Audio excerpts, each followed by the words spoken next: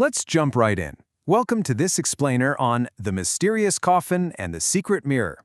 Today, we're diving into a totally fascinating piece of lore, and honestly, it's going to completely challenge everything you think you know about finding a hidden fortune.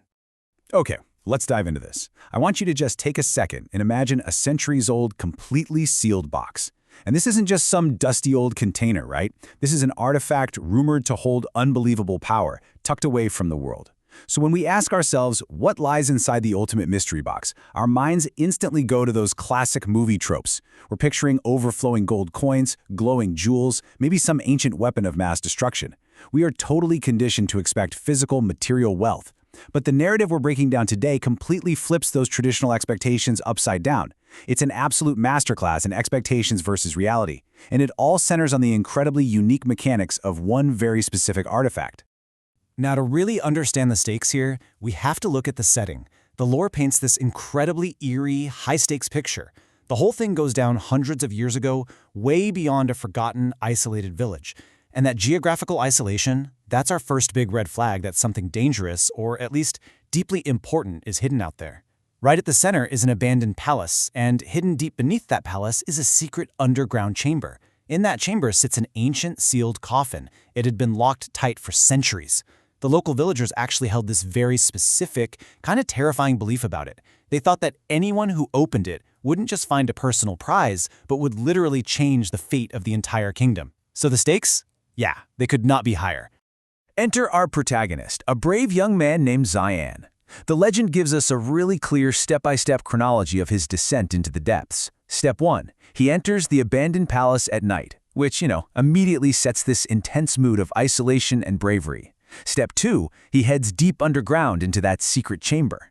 Step 3 is the big discovery. He finds the coffin, but it's completely covered in these strange ancient symbols. So right away, we know it's not just a wooden box. We're dealing with something deeply mystical here.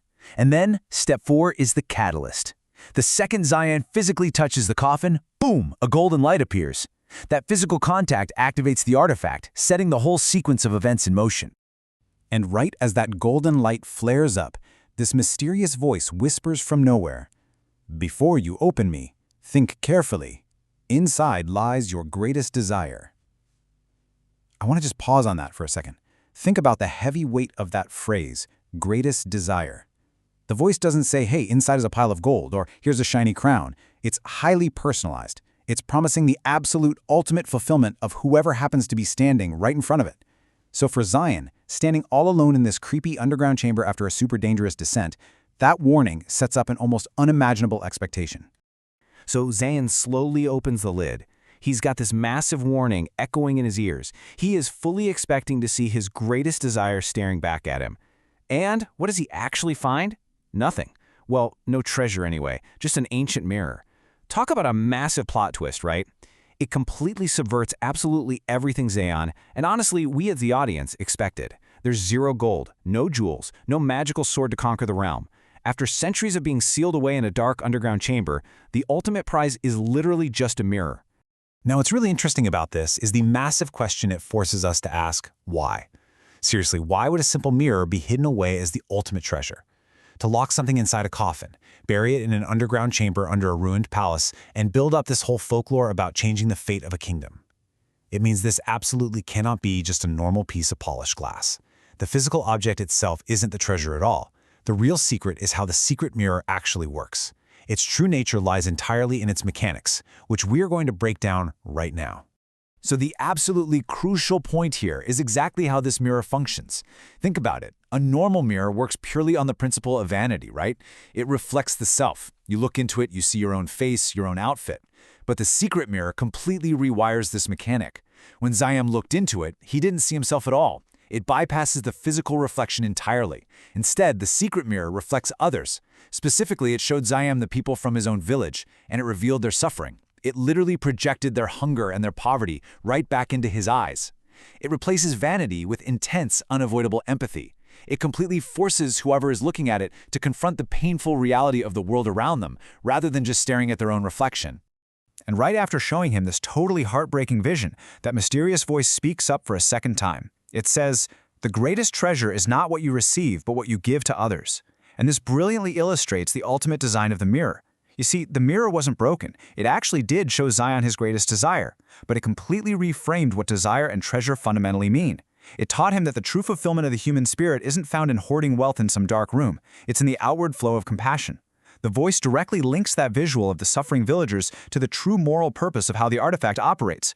Which leads us to a complete redefinition of the entire concept straight from the source text. Treasure is no longer a noun here. It's almost an action. It's not a possession you receive, but the act of giving to others to actually alleviate their suffering. And once Zion understood this new mechanic, he got it. He immediately closed the coffin. He didn't even take the mirror. He just took the lesson. The lore tells us he went straight back to his village, and from that day forward, he used absolutely everything he had to help his people. The mirror's mechanism worked perfectly. It transformed a guy looking for a quick fortune into a lifelong provider of relief. It really did change the fate of the kingdom, exactly like the legends promised. It just did it by changing one man's heart. Now, the story gives us a really fascinating epilogue. We're told that years later, after basically dedicating his whole life to this amazing, altruistic transformation, Zion returned to the palace. He makes that familiar trek back down into the deep underground chamber. But things have changed. The mysterious coffin has completely disappeared. The artifact is just gone. And it makes perfect sense. It had already served its purpose for Zion. Once the mechanics of empathy were learned and put into action, the physical object itself simply wasn't needed in that space anymore. But even though the coffin is gone, it leaves behind one final permanent message, etched right into the stone wall of the chamber. A kind heart can unlock what no key can open. And that beautifully summarizes the ultimate lesson of the whole fable. The real lock was never on a wooden coffin. The real lock was on human selfishness. All those strange symbols, the golden light, the magical reflection, none of those were the true magic. The real magic was unlocking the human capacity for kindness and selflessness. Which brings us to the final thought of this explainer. The mechanics of the secret mirror are honestly just as relevant to us now as they were back in this centuries-old legend. I mean, we all spend so much time looking into normal mirrors, right? Focusing on our own reflections, our own desires, our own little acquisitions. But I want to leave you with this challenge today. If you looked into the secret mirror right now, whose true needs would it reveal to you? Who is suffering right outside your door that you might just be failing to see? Keep that question in the back of your mind today as you look at the world around you.